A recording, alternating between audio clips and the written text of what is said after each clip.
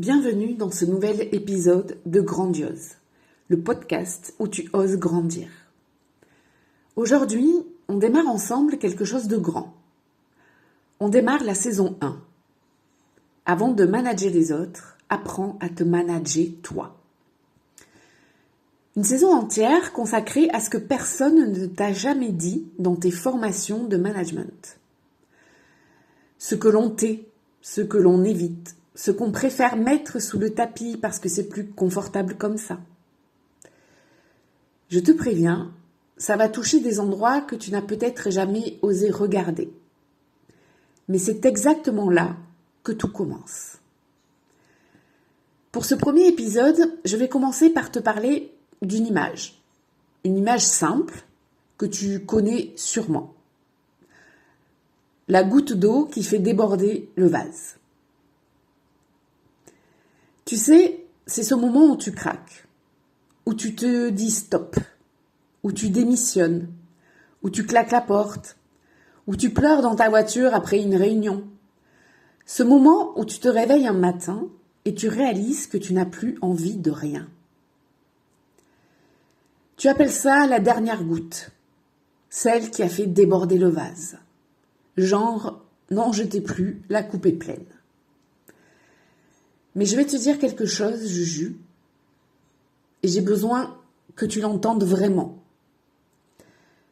Ce n'est pas la dernière goutte, le problème. En fait, ça n'a jamais été la dernière goutte. C'est tout ce qui s'est accumulé avant. Moi, ma coupe, elle était pleine depuis 20 ans. 20 ans de remarques ravalées, de postes que je méritais et qu'on m'a torpillé, de harcèlement moral que j'ai subi sans le nommer, de confiance en moi qui s'effritait en silence. 20 ans à mettre un voile dessus, à me dire que ça allait passer, que c'était comme ça, que je n'avais qu'à m'adapter, ou bien que la chance allait tourner. Et un jour, j'ai craqué. Et comme beaucoup, j'ai cru que c'était à cause de ce dernier événement, à cause de mon dernier job, à cause de cette dernière réflexion. Mais non, ce n'était pas ça. C'était les 20 ans d'avant. Et toi, Juju, si aujourd'hui tu te sens à bout, épuisé, que tu gères les crises les unes après les autres sans jamais vraiment souffler, je te pose cette question. Depuis combien de temps ta coupe se remplit ? La réalité, c'est que parce que tu es manager, tu attends. Tu attends que ça déborde, tu encaisses, tu gères, tu fais face. Tu es là pour les autres, pour ton équipe, pour la direction, pour les process. Et toi, tu t'oublies. Tu te remets à plus tard. Mais je t'ai déjà dit quelque chose qui me tient vraiment à cœur. Arrête de dire plus tard. Car plus tard, il est déjà trop tard. Ce n'est pas une question de fragilité. Et ce n'est pas non plus une question de ne pas être à la hauteur. C'est une question de survie. Quand tu attends que ça déborde pour agir, ce n'est plus toi qui décide. C'est l'effondrement qui décide pour toi. La prise de conscience, c'est ça.